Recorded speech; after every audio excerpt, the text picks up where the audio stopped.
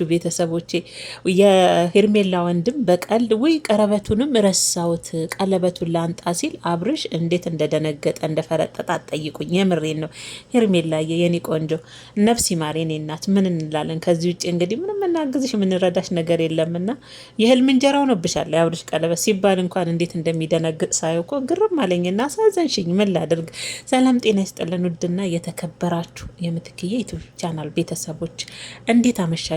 የኔ ውድ ምርጥ ምርጥ እህቶች ሰላማችሁ ጤናችሁ ብዝት ትርፍርፍ ይበልልኝ ማለት ነው። እንግዲህ ያው ብዙ ጊዜ እኔ ያለለ ምርጦችዬ ቪዲዮንም ላይክ አድርጉ የኔ ውዶች። መልካም ልብ ብቻ አላችሁ ፍቃደኛ የሆናችሁ ለእሷ ከጠቀማት ካላችሁ ላይክም ሰብስክራይብ እያደረጋችሁ የደውሏ ምልክት እያጠቆራችሁ ቤተሰብ እንድትሆኑ እንደተለመደ ያው በአክብሮትና በትትና ጋብዛለሁ። ብዙ ጊዜ ወደ ቪዲዮ ነው የምገባው። ለምን እንዳትሰለችሁ፣ እዛ ማየታችሁ ስለሆነ የምትመጡት፣ እዚኛ ጋር ስትመጡ ደግሞ እኛን ሀሳብ ለመቀበል ነው የምትመጡት እና እንዳትሰለችሁ በማለት ነው። እና ላይክ እንዳይረሳ የኔ ወርዶች ማለት ነው። ዛሬ እንግዲህ የሄርሜላ ወንድምና ያክስት ልጅ እነሱ አጣባሾች ናቸው እያሏቸው ነበረ። መጨረሻ ላይ እነሱ ከሄዱ በኋላ ከማጣበስም አልፈው አቃጣሪዎች የሄርሜላ ወንድምና ያክስት ልጅ እህቷ አቃጣሪዎች ከማጣበስም አልፈው አቃጣሪዎች። እግዚአብሔርን ነው የምላችሁ ቤተሰቦች። ይሄ ፕሮግራም የተዘጋጀው ልብሱንም ሱፉንም አብርሽ ለብሶ መጥቶ አይደለም። ቀሚሱንም ሩታ ማናት ይቅርታ ሄርሜላ የሩታን ጦስ ይሰዱና ማለት ነው ሄርሜላ ለብሳ መጥታ አይደለም። ያክስት ልጅና ወንድም ያዘጋጁት በሆቴል በምን ሆቴል አሉ የሆነ ሆቴል ውስጥ በቃ ራት ግብዣ ጭምር የተዘጋጀላቸው ፕሮግራም ልብሱም እንግዲህ በወንድም ቁመት በወንድም ልክ ለአብርሽ ተዘጋጅቶ ለሷም ቀሚሱ ተዘጋጅቶ ፕሮግራም ተዘጋጅቶላቸው እንግዲህ ከሁለቱ የማጣበሻ ፕሮግራም የተዘጋጀ ነው። ከምር ነው የምላችሁ ቤተሰቦች እንጂ አብርሽ አድርጎት እንዳይመስላችሁ። አብርሽ እንደዚህ ፕሮግራም አዘጋጅቶ እንደዚህ ቀሚስ ሱፍ ለብሶ እንደ ታገቢኛለሽ ሄርሜላ የኔ ውድ። እኔ እኮ አብርሽ ቅድም ሲፈረጥጥ ሳየው ሲደነግጥ ሳየው በቃ ተስፋ ቆረጥኩ። አንቺ ደግሞ ምን ተሰምቶሽ ይሆን ብዬ አሰብኩኝ። እንዴት እንደደነገጠ ሳቅ አለና አለፈ ማለት ነው። ደንግጦ ሳቀ። አስባችሁታል? ቀለበት በዚህ ልክ የሚያስደነግጠው ሰው ነው አብርሽን አየው ማለት ነው። ምክንያቱም ደግሞ ሀሳቡ ያልተሰበሰበ ሰው ሀሳቡም ልቡም ወደ እሷ ያልሆነ ሰው ዝም ብሎ አብሯት በድኑ ያለ ሰው ሩታ ጋር በድኔን የሚመልሰው ይላል እንጂ አሁንም ከሄርሜላ ጋር በድን የእውነት ሳቅ ይመስላችኋል አይደል? አሁን ሄርሜላ ከልቧ ስላፈቀረችው የእውነት ስላፈቀረችው ሳቋም ደስታዋም በሚያረግላት ነገር በምትሆነው ነገር ሁሉ ደስተኛ ናት። እሷ ጋር የእውነት ፍቅር ስለሆነ ማለት ነው።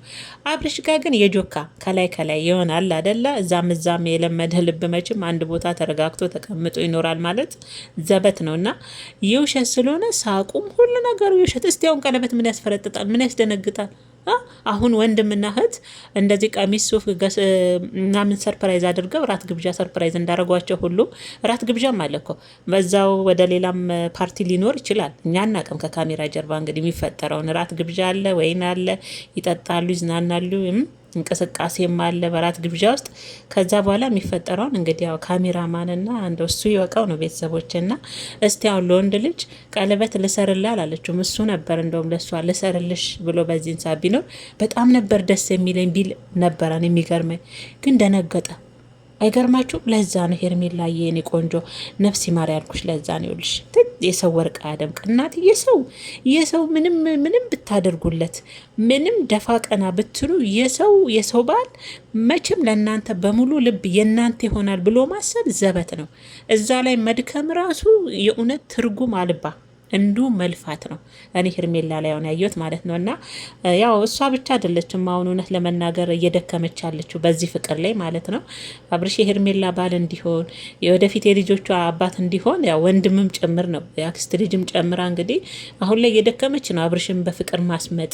ከዛ የሆነ ሰዓት ጠብቀው ደግሞ ቀለበት እንዲያደርግላት መልስ ነው የሚመስለው ብሎ እነሱ ራሱ ለብሰው ምናምን የሰጧቸውን ልብስ ለብሰው ምናምን ሲመጡ መልስ የተጠሩ ነው የሚመስለው አለ ወንድምየው። የኔ አባት ጓጉቶ እኮ ነው እህቱ አይደለች ጓጉቶ ቢያገባትና ከዛ ቤተሰብ መልስ ቢጠራ ብሎ ጓጉቶ ነው ወንድምየው ማለት ነው። የሄርሜላ ወንድም ሸበላው። በነገራችን ላይ ቅዠት ነው አብርሽ እንዲህ ሩት ማነው ሄርሜል እንደው እድሜ ይስጠን፣ የምር እድሜ ይስጠን። ቀን በቀን ጊዜው ይጨምራል ይሄዳል አይደል? ጊዜ ይስጠን። እንግዲህ አብርሽ ሄርሜላ እንዴት እንደምታምሩ ካይን ያውጣችሁ ትላላችሁ። ካይን ያስገባቸው። እኔ ረግሜያለሁ። ካይን ያስገባቸው። እንዲህ ስለማ እህቴ ሰው ሀገር ሆነሽ ትራገሚያለሽ የምትሉም ልጆች አንጀት የተቃጥሎ እኮ ነው። የሰው ባለ ምጥኝ የሚሉ ሴቶች ካይን ያወጣቸው አይደለም ካይን ያስገባቸው ነው። መላ ከምሬ ነው። የፈለጋችሁትን በሉ። እኔ ምንም አይመስለኝም። አይ ዶንት ኬር ከምሬ ነው መላችሁ። ስለዛ ካይን ያወጣቸው ሳይሆን ካይን ያስገባቸው ነው። ስለዛ ደግሞ ምልላችሁ ፈልጌ ነው የሄርሜላ ወንድም ምኞቱና ጉጉቱ ያሳዝናል።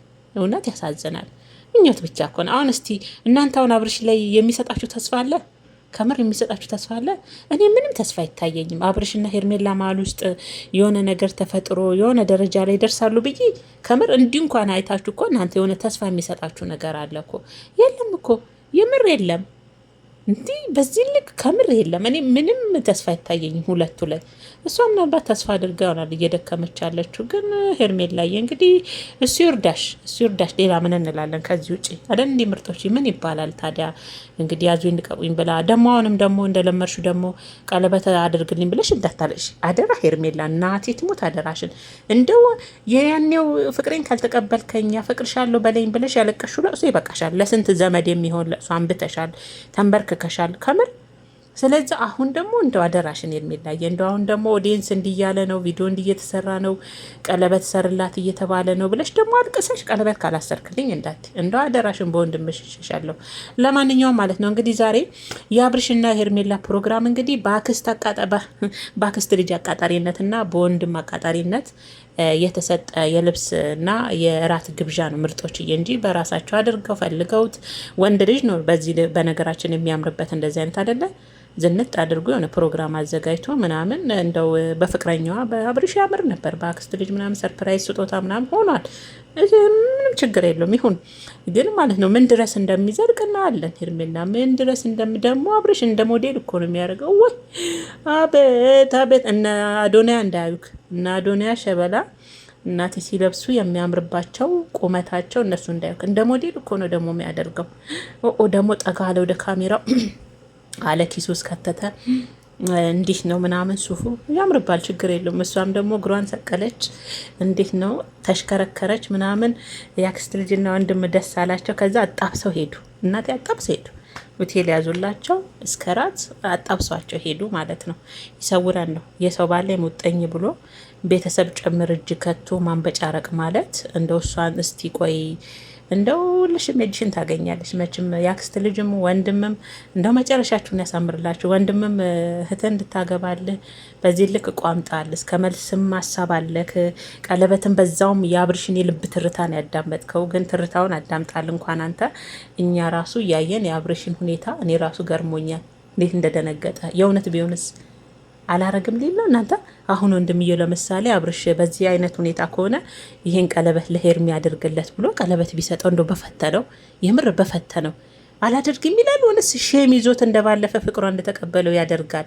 ከምር እንዴት ልጁ ግን ትኩር ብሎ ወንድምየው ከልብ በያው የእውነት ተስፋ ይቆርጥ ነበረ።